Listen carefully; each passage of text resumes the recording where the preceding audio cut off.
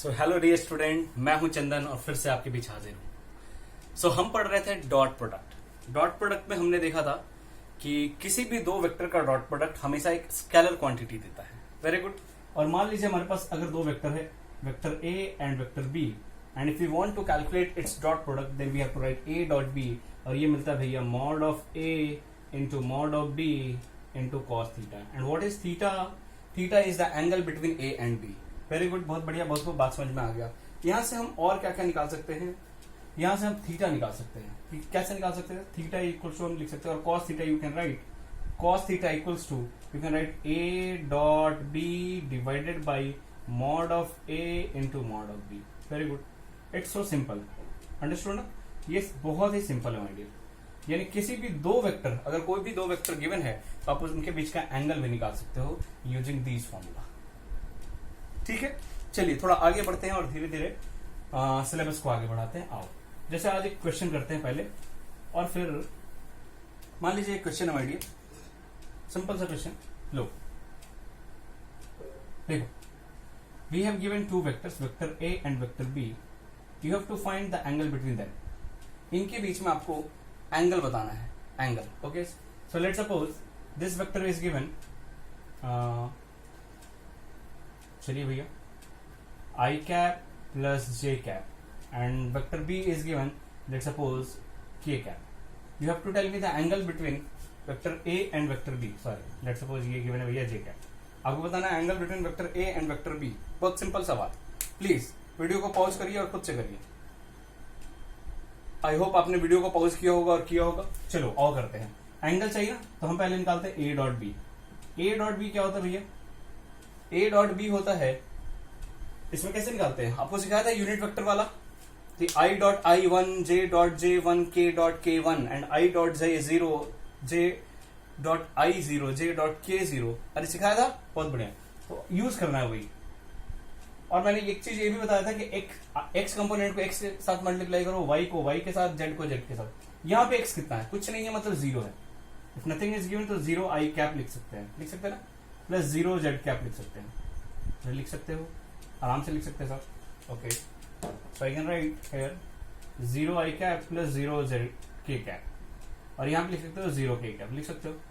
अब कुछ करना ही नहीं है, you have to just multiply X component with X, Y with Y, Z with Z, and add all these. यहां कुछ नहीं है, मतलब वन है, so one into zero zero, plus यहां कुछ नहीं है तो वन, यहां वन, तो one into one one, plus zero, यानी कितना है भैया? वन आया। बहुत बढ़िया, बहुत बात सुन। अच्छा, मॉड ए कितना है? क्या मॉड ए निकाला जा सकता है? मॉड ए होगा साहब under root of X component का स्क्वायर प्लस वाई कंपोनेंट का स्क्वायर प्लस जेड कंपोनेंट का square. Simple. So one one से आएगा root two. Similarly calculate B, vector B, mod B. Mod B कितना आएगा भैया? Under root of one X component का square plus Y component का square plus Z component का square. So it will come out to be one. बहुत बढ़िया। Now what I have to do? I have to calculate theta. So we know that cos theta equals to होता है भैया a dot b root divided by mod of a into mod of b, which we have studied, वही use करना है। So a कितना है? a is one, a dot b आया था ना हमारे पास, one. This is one upon mod a root two into one. So ये आया 1 by root two. So if cos theta is 1 by root two, so theta is how much? Theta is 45 degree. That's so simple. तुम्हें समझ में नहीं आया? अरे आया, हाँ जी आया। प्लीज राइट इट डाउन और आगे बढ़ते हैं और भी कुछ क्वेश्चन करते हैं। देखिए, सो आइए, एक क्वेश्चन है, दो vector given, vector A and vector B, and vector A is given 2i cap plus 6j cap, and vector B is given 6i cap plus mj cap. The question is what should be the value of m? इस m की value क्या होगी so that b is perpendicular to a, so that ये vector a के perpendicular है। बहुत ही simple, बहुत ही साधारण सा क्वेश्चन है। b a के परपेंडिकुलर हो, so what should be the value of m? m का क्या वैल्यू होगा? सिंपल है। आप खुद से पहले वीडियो को पॉज करो और करो, फिर मैं करता हूं। चलिए, आई होप कि आपने किया होगा। आओ इसको करते हैं, बहुत ही आसान है माय डियर, कुछ करना ही नहीं है।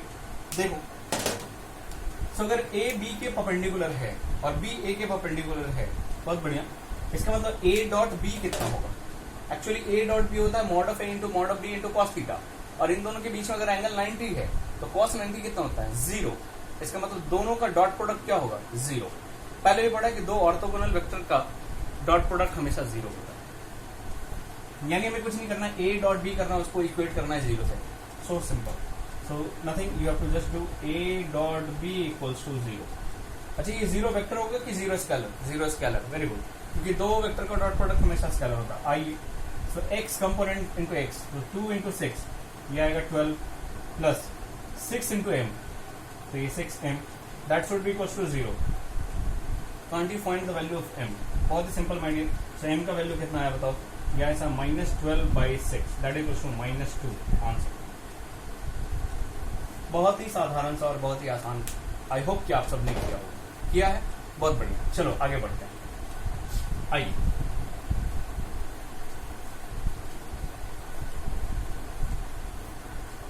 अब हम देखते हैं, अभी तक जो भी हमने देखा है डॉट प्रोडक्ट के हिसाब से देखा है।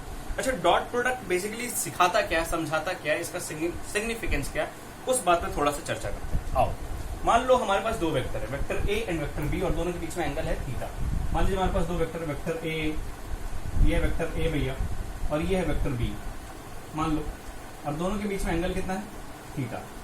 क्या यही एंगल है? हाँ साहब, यही एंगल है, क्योंकि या तो दोनों के टेल को रखो या तो दोनों के हेड को रखो, तो ये आपको मिलता है। अच्छा, ए डॉट बी जो करते हो आप, ये होता क्या है, ए डॉट बी, ये मिलता है साहब mod A into mod B into cos theta. बहुत बढ़िया। अच्छा, मॉड बी कॉस थीटा करोगे क्या मिलेगा, खुद ही सोचो। मॉड बी कॉस थीटा, अच्छा ये बी है ना, ये इसका मैग्नीट्यूड मतलब ये लेंथ, और उसका कॉस वाला कंपोनेंट, तो अगर कॉस वाला कंपोनेंट करोगे तो क्या यही वाला कंपोनेंट मिलेगा? जी हाँ साहब, यही कंपोनेंट मिलेगा। मॉड बी करोगे तो यही कंपोनेंट मिलेगा ना साहब। अगर ये लेंथ को देखोगे आप, तो ये आएगा साहब मॉड बी कॉस थीटा, और ये वाला जो टोटल लेंथ है बड़ा वाला, ये लेंथ, ये मॉड ए है, ये क्या है मॉड ए है साहब। बहुत बढ़िया। सो बेसिकली इन दोनों का ही मल्टीप्लीकेशन है, इन दोनों का ही मल्टीप्लीकेशन, यानी जब भी दो वेक्टर का डॉट प्रोडक्ट करते हैं तो किया क्या हमने क्या किया, दोनों वेक्टर को एक ही डायरेक्शन में ला करके मल्टीप्लाई किया है, मतलब बी का भी इसी के डायरेक्शन में कितना कंपोनेंट है वो देखा है और विद मल्टीप्लाई कर दिया, दैट्स इट। ये इतना ही सिंपल है, समझ में आया? ठीक है भैया, बहुत बढ़िया, बहुत कोई बात समझ। एक और छोटा सा टॉपिक है जिसको बोलते हैं projection of a vector along another vector. आइए समझते हैं क्या होता है। प्रोजेक्शन का मतलब होता है उसकी इमेज किसी दूसरे वेक्टर के अलोंग लोगे तो क्या, ठीक है, थोड़ा समझते हैं। आओ, हेडिंग डालोगे projection of a vector along another vector, और ऐसे लिख लो projection of B along A, projection of vector B along A, vector A क्या है साहब, समझते हैं इसका। बहुत ही अच्छा सवाल है। मान लीजिए आपके पास दो वेक्टर है, vector A and vector B. देखो, ये है वेक्टर ए और ये है वेक्टर बी। आप क्या चाहते हो, बी के अलोंग, सॉरी ए के अलोंग बी का कितना प्रोजेक्शन आएगा, और इन दोनों के बीच में मान लीजिए ये एंगल है theta, and we want vector B का प्रोजेक्शन ए के अलोंग चाहता हूं। मतलब वेक्टर बी नहीं चाह रहा हूं मैं बी का वो कंपोनेंट चाह रहा हूं जो ए के अलोंग। किसी भी वेक्टर का जब कंपोनेंट ब्रेक करते हैं तो कहीं भी कितना भी infinite number of component break कर सकते हैं। जैसे देखो, मान लो ये एक वेक्टर है, तो इसके कंपोनेंट हो सकता है कि इसके अलोंग और इसके अलोंग लूं, या हो सकता है इसके अलोंग और इसके अलोंग लूं। इनफाइनाइट कर सकता हूं कंपोनेंट। इसको बोलते हैं रेक्टेंगुलर कंपोनेंट। 290 डिग्री पे हम कंपोनेंट ले रहे हैं, समझ में आया? कंपोनेंट सिखाया था ना, resolution of vector, that's it. So अभी हम क्या चाह रहे हैं, अभी हम चाह रहे हैं कि बी वेक्टर का प्रोजेक्शन ए के अलोंग लो साहब। अच्छा, बी वेक्टर का प्रोजेक्शन ए के अलोंग चाहिए, तो देखो बी वेक्टर का कंपोनेंट ए के अलोंग निकालना बहुत आसान है, अभी सिखाया। ये जो कंपोनेंट आता है ये वाला, इसका मैग्नीट्यूड पता होता है। इसका मैग्नीट्यूड कितना होगा, इसका मैग्नीट्यूड होगा B cos theta. Mod B इसका है और इसका कितना होगा, ये थीटा है तो ये mod B cos theta. But we want vector, we don't want सिर्फ मैग्नीट्यूड, ये सिर्फ मैग्नीट्यूड है। हम चाहते हैं इस वेक्टर को लिखिए राइट डाउन दिस वेक्टर, ये वेक्टर है क्या वो लिखना है। अरे इसका तो मैग्नीट्यूड लिख दिया ना साहब आपने, समझ में नहीं आ रहा है? आ रहा है, हाँ। तो इसका मैग्नीट्यूड तो लिख दिया ना हमने। मैग्नीट्यूड लिखना इजी है, बट हम चाहते हैं ये वाला वेक्टर लिख दो। वेक्टर वेक्टर लिखना है, इसका मतलब उसके मैग्नीट्यूड एंड उसके डायरेक्शन को लिखना है। तो मैग्नीट्यूड तो लिख सकते हैं, डायरेक्शन कैसे लिखें? अच्छा, डायरेक्शन को बताने के लिए हमारे पास एक वेक्टर है। कौन सा वेक्टर है जो सिर्फ डायरेक्शन बताता है? Unit vector. अब किसके अलोंग चाहिए आपको? ए के अलोंग, ए के अलोंग। अच्छा देखो, तुमको एक बड़ा अच्छा समझाता हूँ चीज। आप जब भी ये लिखे थे यूनिट वेक्टर, तो आप क्या लिखे थे बताओ? अगर यूनिट वेक्टर लिखना होता था तो कैसे लिखते थे? उसी वेक्टर को उसी के मैग्नीट्यूड से डिवाइड कर देते थे। किसी भी वेक्टर का यूनिट वेक्टर लिखना होता था, then you have to what you have to do, आपको उसी वेक्टर के उसी के मैग्नीट्यूड से डिवाइड कर देना होता था। अरे सिखाया था, हाँ जी। अच्छा, ये ऐसे भी लिखा जा सकता है। देखो, ये जो मॉड है इसको इधर ले आओ। तो एक वेक्टर को लिख सकते हो mod A into A cap. देखो ये एक समझदारी वाली चीज है। अब वेक्टर का मतलब क्या होता है? वेक्टर का मतलब होता है साहब उसके दोनों चीज हो, मैग्नीट्यूड भी हो और डायरेक्शन भी हो। तो ये मॉड क्या बता रहा है? मैग्नीट्यूड। एंड ये यूनिट वेक्टर क्या बता रहा है? डायरेक्शन। नहीं आया? आया, हाँ। ये मैग्नीट्यूड बता रहा है, ये डायरेक्शन बता रहा है। सो हमें चाहिए ये वाला वेक्टर। इसको बेसिकली लिखते हैं प्रोजेक्शन ऑफ। ये समझ में आया ना? हाँ। अगर ये समझ में आया, किसी भी वेक्टर को लिखने के लिए सिंपल क्या है, किसी भी वेक्टर को दुनिया में लिखना हो आपको उसके मैग्नीट्यूड और डायरेक्शन लिखना होता है। और डायरेक्शन कौन बताता है? Unit vector. यूनिट वेक्टर तो मैं आता है। अगर कहीं किसी का यूनिट वेक्टर पता हो और उसका मैग्नीट्यूड पता हो, दोनों को मल्टीप्लाई करो, आपको वेक्टर मिलेगा। Got it? वेरी गुड, बहुत बढ़िया, बहुत बात समझ में आ गई। अभी हम करना क्या चाहते हैं? देखो, हम चाहते हैं ये वाला वेक्टर लिखना। ये इसको हम नाम दे देते हैं। इसको नाम देंगे हम, इस वेक्टर को नाम देंगे, क्योंकि प्रोजेक्शन है किसका? वेक्टर बी का। किसके अलोंग? ए के अलोंग। इसको ऐसे लिखेंगे, so it is a projection of B along A. तो अगर मैं लिखूं projection of vector B along A, then you have to write, ये वेक्टर लिखना चाहता हूं मैं vector, then how can I write? You have to write, पहले इसका मैग्नीट्यूड लिखो। इसका मैग्नीट्यूड क्या है भैया? इसका मैग्नीट्यूड तो है मॉड बी कॉस थीटा। अरे है कि नहीं? हाँ सब है। डायरेक्शन किसके अलोंग है? ए वेक्टर के अलोंग। तो डायरेक्शन अगर ए वेक्टर के अलोंग है तो ए का यूनिट वेक्टर लिखो। तो then you have to write A cap. ये देखो, ये पूरा मैग्नीट्यूड है और ये डायरेक्शन। आ गया वेक्टर? नहीं आया? आ गया सर। अच्छा ठीक है। अब थोड़ा देखो इसमें क्या कर सकता हूं मैं। I can write mod B cos theta, लिख सकता हूं इसको। बहुत बढ़िया। अच्छा, ए कैप को कैसे लिख सकते हो? A cap, how can you write A cap? A cap लिखना आसान है, कैसे लिखोगे बताओ? ए कैप का मतलब vector A divided by mod A. और यही तो होता है, ए वेक्टर का डिवीजन कर दो मॉड ए से। नहीं आया? आया, बहुत बढ़िया, बहुत बात समझ में आ गया। तो this is how you can write projection of any vector along any vector. Vector B का ए के अलोंग प्रोजेक्शन चाहिए, तो आपको बस कुछ नहीं करना है, इसका मैग्नीट्यूड लिखो और इनटू यूनिट वेक्टर करो, कोई बुराई नहीं है। अच्छा ठीक है साहब, बहुत बढ़िया, बहुत बात समझ में आ गई। अच्छा, थोड़ा थोड़ा देखो और समझ में आएगा कुछ बातें। आओ, अब देखो, ये मॉड बी कॉस थीटा है, ये वेक्टर ए है डिवाइडेड बाई मॉड ए है। ऐसा करो, मॉड ए से मल्टीप्लाई करो और मॉड ए से डिवाइड करो। समझ में आ रहा है मैं करना क्या चाह रहा हूँ? मॉड ए से मल्टीप्लाई करूंगा और मॉड ए से डिवाइड कर दूंगा। कोई बुराई तो नहीं है ना साहब? हाँ, या तो यहीं पे कर सकते हो, कोई बुराई नहीं है। चलो मैं करता हूँ। ए कैप, ए वेक्टर तो रहेगा divided by mod A into mod A से मल्टीप्लाई किया एंड मॉड ए से ही डिवाइड किया, कोई बुराई नहीं है। अब ऐसा करो, इस मॉड ए को यहाँ नहीं लिख के यहाँ लिखो। समझ में आ रहा? ठीक है सर, क्या करना चाहते हो? इस मॉड ए को यहाँ नहीं यहाँ लिखो, तो ये आएगा mod A into mod B into cos theta.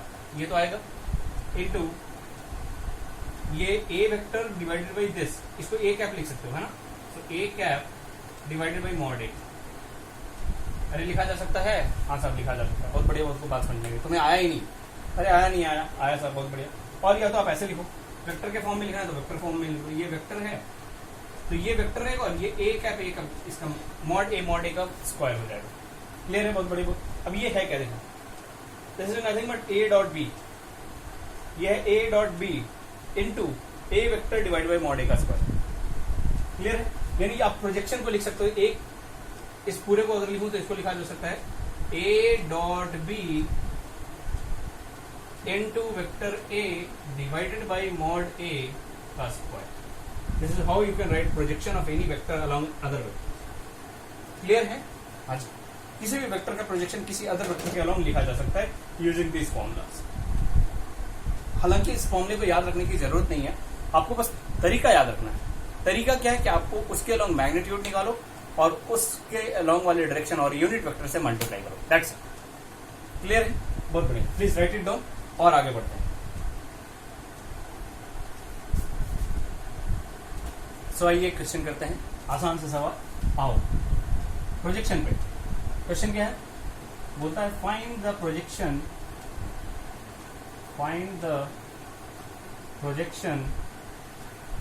of vector A. Let's suppose vector A is given 4i cap plus 3j cap along vector B, which is given 3i cap plus 4j cap. Now you have to calculate the projection. कुछ नहीं साहब, projection मतलब कुछ है ही नहीं। Projection चाहिए ना, किसका चाहिए? Projection of A along B। तो प्रोजेक्शन जिसका भी चाहिए, A along B चाहिए। समझना, हमने जो फॉर्मूला बनाया है projection of B along A का बनाया था, पिछले वाला जो फॉर्मूला था उसको देखो पहले, उसके बाद बताता हूँ। हमने जो बनाया फॉर्मूला प्रोजेक्शन, अगर इसको सिंपल लिखो तो projection of B along A का हमने जो फॉर्मूला बनाया था वो आया था A dot B into A vector divided by mod A का स्क्वायर। और यही आया था, अगर याद हो तो बहुत बढ़िया, बहुत को बात समझना। लेकिन अभी क्या चाहिए? हमें चाहिए projection of A along B. ये था projection of B along A, अभी चाहिए projection of A along B. तो आपको क्या करना होगा? चलिए ए डॉट बी तो रहेगा ही, इसमें कोई बुराई नहीं। यहाँ ए वेक्टर की जगह क्या आ जाएगा? B vector divided by mod B का स्क्वायर। जिसके अलॉन्ग चाहिए वो लिखना। नहीं आया, आ गया, बहुत बढ़िया, बहुत बात। अब देखो आओ करते थे, जो है वही करते हैं, ठीक है ना साहब? ये A vector dot B vector into B vector divided by mod B का स्क्वायर। चलो ए डॉट बी करो, ए डॉट बी जल्दी से बताना है आपको। सो 4 into 3 12 and plus 3 into 4 3 into 4 12। तो 12 प्लस 12 ये आया 24 इंटू मॉड बी वेक्टर ये है साहब, ये 3i cap plus 4j cap divided by mod B का स्क्वायर। मॉड बी कितना आएगा? मॉड बी आएगा 5। अरे बोलो, हाँ जी 3 और 4 है ना, तो 5 आएगा। तो 5 का स्क्वायर, यही answer. This is the answer. अब इसको सिंप्लीफाई कर लो आप, you will get the answer, exact answer. ठीक है भैया? सो ये 5 इंटू 5 25 हो जाएगा। तो ये आएगा 24/25 into 3i cap plus 4j cap. Can you solve it? हाँ सर, तो सॉल्व कर लो भाई। तो ये आएगा, देखो अगर मैं ऐसा करता हूँ पॉइंट वाइज लिखो तो पॉइंट वाइज में भी लिख सकता हूँ, और या तो आप सिंपली चलो पॉइंट में ही लिख देते हैं। ठीक है? तो ये 25 ऊपर 4 नीचे 4 मल्टीप्लाई करो तो ये आ जाएगा 100। तो ये 0.24 इंटू 4 ये आएगा 0.96। तो 0.96 है into 3i cap plus 4j cap. अब सिंपली मल्टीप्लीकेशन है, now you have to multiply. अरे कर पाओगे ना? हाँ, चलो मैं छोड़ देता हूँ आप पे। Please multiply and solve it, whatever you will get that is the answer. आसान है, बहुत ही आसान है। क्लियर? चलो, so this is the projection of A along B. हमने ये पढ़ लिया, हमने डॉट प्रोडक्ट पढ़ लिया। अब हम चलते हैं वेक्टर प्रोडक्ट और क्रॉस प्रोडक्ट। आइए पहले इसको लिख लो। सो आइए हम देखते हैं एक कॉन्सेप्ट। पहले हमने स्केलर प्रोडक्ट पढ़ लिया, डॉट प्रोडक्ट जिसको बोलते हैं। अब हम पढ़ेंगे क्रॉस प्रोडक्ट और वेक्टर प्रोडक्ट। उसके पहले एक छोटा सा इक्वेशन है, वो समझ लेते हैं। हालांकि वो नहीं भी समझेंगे तो आप कर पाओगे, लेकिन फिर भी बता देता हूँ। चलो आ जाओ। अगर मैं बोलूँ कि दो वेक्टर हमारे पास दोनों सेम है, ए डॉट ए करो, दोनों का डॉट प्रोडक्ट करो। अच्छा, ए वेक्टर इधर है तो दूसरा ए वेक्टर भी किधर होगा? इधर ही होगा। तो दोनों के बीच में एंगल कितना होगा? Angle is 0 degree. ये सुनो, बहुत बढ़िया। दोनों सेम डायरेक्शन, तो अगर सेम डायरेक्शन में वेक्टर होंगे तो उनके बीच का एंगल कितना होगा? 0। तो इनका दोनों का डॉट प्रोडक्ट होगा तो ये आएगा mod A into mod A into cos 0 आएगा। एंड कॉस 0 कितना होता है? Cos 0 is 1। तो ये मॉड ए इंटू मॉड ए, तो ये बेसिकली मॉड ए का स्क्वायर आता है। मॉड ए का स्क्वायर आएगा, नहीं आया था। बहुत बढ़िया, बहुत खूब बात समझना। अगर दोनों मॉड ए का स्क्वायर आ गया, इसका मतलब मॉड ए को क्या लिखा जा सकता है? तो मॉड ए को लिखा जा सकता है under root of A dot A. आप इसको वेक्टर ए का स्क्वायर नहीं लिख सकते, you have to write A dot A. Understood ना? तो इस तरीके से भी वेक्टर ए निकाला जा सकता है। कुछ नहीं करो, ए डॉट ए करो, अंडर रूट। अरे बोलो, बहुत बड़ी, बहुत खूब बात समझ में आ गई। चलिए आप इसको लिख लीजिए, आगे बढ़ो। So now we will move to vector product और क्रॉस प्रोडक्ट। आओ हेडिंग डाल देंगे, बहुत इंपॉर्टेंट है माय डियर। वेक्टर प्रोडक्ट और क्रॉस प्रोडक्ट। जनरली इसको क्रॉस प्रोडक्ट से ही बोला जाता है। वेक्टर प्रोडक्ट क्यों बोल दिया भैया? जैसे पहले स्केलर प्रोडक्ट बोला था, क्योंकि जब भी दो वेक्टर का डॉट प्रोडक्ट करते हैं तो वो स्केलर क्वांटिटी मिलता है। That's why dot product is also known as scalar product. But यहाँ पे जब दो वेक्टर का क्रॉस प्रोडक्ट करेंगे तो वो हमेशा एक वेक्टर मिलेगा, इसलिए इसको क्या बोलते हैं? Vector product. सिंपल है, बहुत बढ़िया। इसमें कोई बड़ा सा रॉकेट साइंस तो है नहीं सर। मान लो हमारे पास दो वेक्टर है, ऐसे vector A cross vector B करो, दो vector, vector A cross vector B. अभी नोटेशन अलग है, और डॉट दे देते हैं, क्रॉस देते हैं। तो vector A cross vector B करूं तो ये आपको क्या मिलेगा? ये मिलेगा mod A into mod B into sine theta. But ये कंप्लीट नहीं है, क्योंकि देखो मॉड ए एक मैग्नीट्यूड है, मॉड बी भी मैग्नीट्यूड है, sine theta is also a value. तो ये कंप्लीट मैग्नीट्यूड है, क्योंकि ये देना क्या है? इसको एक वेक्टर देना है। तो अगर एक वेक्टर देना है तो वेक्टर का डायरेक्शन होता है, तो ये आपने मैग्नीट्यूड लिखा है। और डायरेक्शन के लिए क्या लिखते हैं? Unit vector. एक डायरेक्शन होगा जिसमें एन कैप से दिखाते हैं, ये unit vector which shows direction. किसका डायरेक्शन? ये ए क्रॉस बी का डायरेक्शन। ए और बी का डायरेक्शन नहीं है, नहीं आया, समझ में आया? बहुत बढ़िया, बहुत। यानी दो वेक्टर का डॉट प्रोडक्ट स्केलर देता है, एंड दो वेक्टर का क्रॉस प्रोडक्ट एक वेक्टर देता है। और वेक्टर के पास क्या क्या होता है? Magnitude and direction. तो ये वाला जो चीज है बेसिकली वो मैग्नीट्यूड है। इसका मतलब मैं इसको अगर ऐसे लिखूं तो कोई बुराई नहीं है। ए क्रॉस बी का जो मैग्नीट्यूड होगा वो होगा mod A into mod B into sine theta. And what is theta my dear? Theta है क्या? थीटा है angle between vector A and vector B. लिख दिया जाए, बहुत बढ़िया, पहले भी लिख चुके हैं, बार बार लिख चुके हैं। Angle between vector A and vector B, कोई बुराई नहीं है। समझ में आया? हाँ सब आया। चलो, दिक्कत इसमें नहीं है, इसको कैलकुलेट करने में कोई परेशानी नहीं। अरे अगर थीटा गिवन हो, मॉड ए पता हो, मॉड बी पता हो, इजीली निकाला जा सकता है। लेकिन ये एन कैप कैसे निकालेंगे? ये सबसे इंपॉर्टेंट काम है। N cap, what is the N cap? This is the unit vector along A cross B. ये एन कैप जो है ए क्रॉस बी का डायरेक्शन है, और डायरेक्शन कौन बताता है? Unit vector. नहीं आया? आया, बहुत बढ़िया, बहुत खूब बात समझ में आ गया। अच्छा साहब, अच्छा। अभी हमको ये एन कैप के बारे में सोचना है। नहीं, दो वेक्टर के मल्टीप्लिकेशन क्रॉस प्रोडक्ट के बाद डायरेक्शन, क्योंकि अगर ये वेक्टर है तो मैग्नीट्यूड भी होगा, डायरेक्शन भी होगा। आओ इस पर थोड़ा चर्चा करते हैं, डायरेक्शन कैसे निकालें। आइए, सो बेसिकली अब डायरेक्शन की बात करने वाले हैं। Direction of A cross B, heading लिख दो, अदरवाइज आप कंफ्यूज हो गए। और इसमें बहुत अच्छे से समझना मांगिए। Direction of vector A cross vector B, इसके डायरेक्शन की बात करते हैं। मान लो आपके पास दो वेक्टर है, ऐसे दोनों को टेल टू टेल रखो, ऐसे, ये वेक्टर ए और ये है वेक्टर बी, और आपको डायरेक्शन चाहिए। तो पहली बात है, किसका डायरेक्शन चाहिए? ए क्रॉस बी का। तो समझना यहाँ पे बहुत इंपॉर्टेंट है, और ये हमेशा यूज होने वाला है। ए क्रॉस बी का अगर आपको डायरेक्शन चाहिए तो पहली बात, ये हमेशा इन दोनों वेक्टर के परपेंडिकुलर में आएगा। कौन? ए क्रॉस बी का जो डायरेक्शन आएगा, वेक्टर ए और वेक्टर बी दोनों के परपेंडिकुलर आएगा। क्लियर है? दोनों के परपेंडिकुलर आएगा। और क्या क्या होगा सब? वेक्टर ए और वेक्टर बी, वेक्टर ए और वेक्टर बी के परपेंडिकुलर आने, मतलब इसके जो प्लेन है उसके परपेंडिकुलर आने वाला है उसका डायरेक्शन। अब वो निकालेंगे कैसे? निकालने का तरीका ये है कि you have to use right hand rule. Right hand rule है, क्या रूल है सुनना। जिस भी वेक्टर का आपको चाहिए, मतलब जो दो वेक्टर का आपको क्रॉस प्रोडक्ट का डायरेक्शन चाहिए, जैसे ए क्रॉस बी का चाहिए, पहले कौन सा लिखा है? ए की बी, तो पहले ए लिखा है। So just you have to stretch your 4 fingers along ए।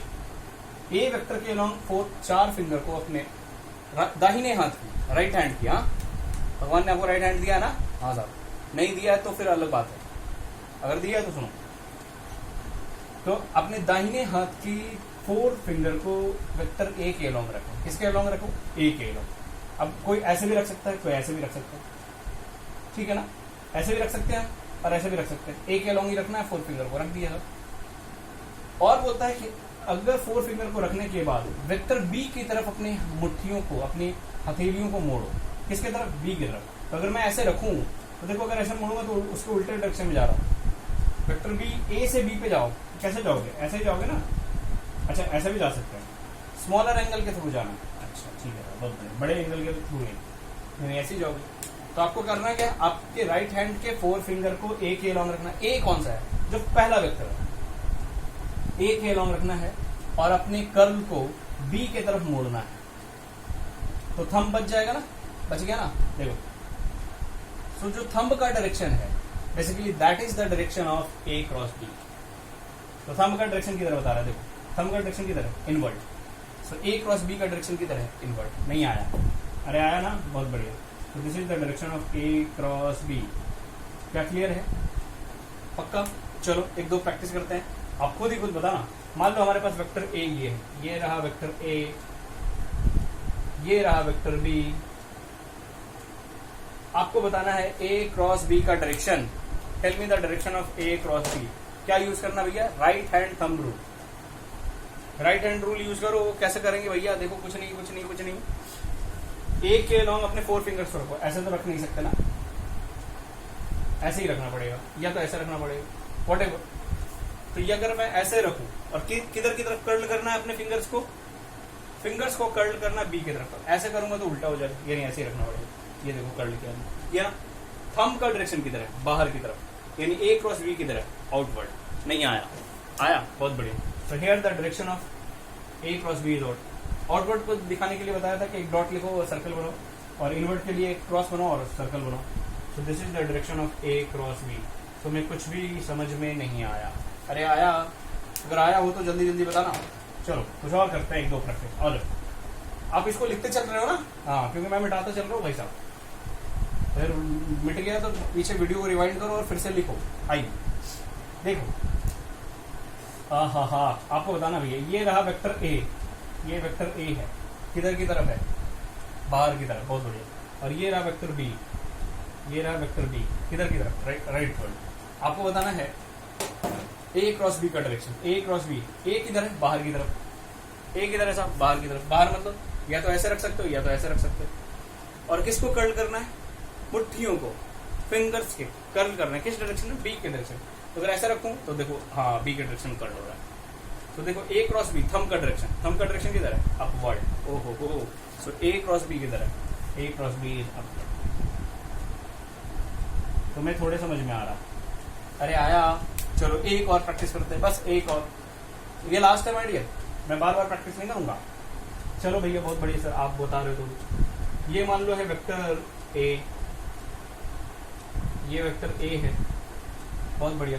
और ये रहा वेक्टर बी, ये वेक्टर बी है। चलो करो, वेक्टर ए और वेक्टर बी आपको करना है ए क्रॉस बी। फिंगर्स को किधर रखना है? ए के अलोंग। बी किधर है? इनवर्ड। तो ऐसे रख सकते हो या तो ऐसे रख सकते हो, ए के अलावा। लेकिन अगर ऐसे मोड़ोगे तो ये आउटवर्ड कर्ल हो रहा है, इन्हें ऐसे रखना पड़ेगा। तो इनवर्ड कर्ल होगा। तो थंब का डायरेक्शन किधर? अपवर्ड। ओहो, बहुत बढ़िया। सो ये this is the direction of A cross B. पहले बोलो क्या डायरेक्शन में क्लियर हो? इसको बोलते हैं राइट हैंड रूल। कौन सा रूल? Right hand rule. क्या करना होता है? फर्स्ट वेक्टर के अलोंग अपने 4 फिंगर्स को स्ट्रेच करना है, and then you have to curl your fingers towards second vector via smaller angle. Understood? Then the direction of thumb will tell the direction of A cross B or first vector cross second vector. Understood ना? बहुत बढ़िया, बहुत को बात समझ में गई। अरे बोलो, समझ में आया? हाँ सब आया। चलो इसको लिख लो। अब थोड़ा और आगे बढ़ते हैं, एक चीज और समझाता हूँ, उसके बाद कहानी को नेक्स्ट वीडियो में पढ़ेंगे। आओ, मान लो मेरे पास 2 वेक्टर है, A and B। Simple vector देता हूँ। चलो साहब, ये हमारे पास वेक्टर ए है, देखो ये वेक्टर ए है और ये वेक्टर बी है,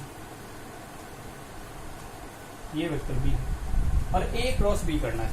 खुद ही बताओ ए क्रॉस बी का डायरेक्शन किधर होगा? ए क्रॉस बी, ए क्रॉस बी किधर आ रहा था, बाहर, यानी ए क्रॉस बी का तो डायरेक्शन साहब आउटवर्ड है, कोई बुराई नहीं।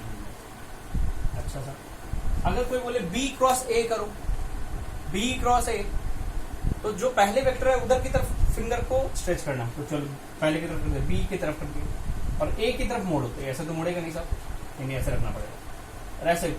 हाँ समझ में आया, बहुत बढ़िया।